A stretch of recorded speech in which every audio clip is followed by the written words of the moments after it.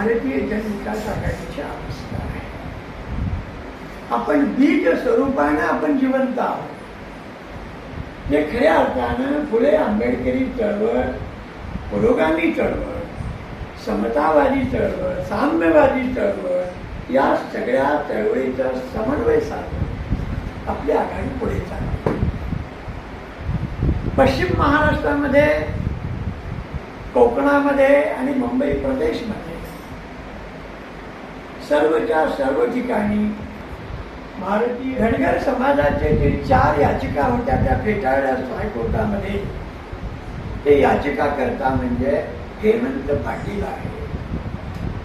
अशा ह्या सगळ्या विषयातनं पुढे जात असताना आज आपण पहिली यादी 24 लोकांची म्हणजे 50% यादी काँग्रेसच्या इंडियाच्या नंतर आणि एनडीएच्या भाजपच्या नंतर तिसरी यादी 25 पदाधिकाऱ्यांची ज्यांनी सामाजिक संघटना आणि राजकीय पक्ष स्थापन केलेले आहेत त्या उमेदवाराचे आपण आज घोषित केलं. नाव आज जर पहिल्यांदा घोषित केलं,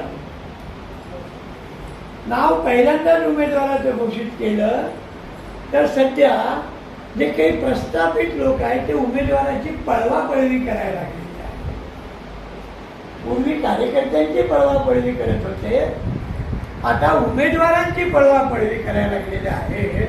म्हणून उमेदवारांनी अर्ज भरल्यानंतर अधिकृतपणे उमेदवारांचे अर्ज टिकल्यानंतर अंतिम यादी भारतीय जनविकास आघाडीची 48 जिल्ह्यात दिसणार आहे.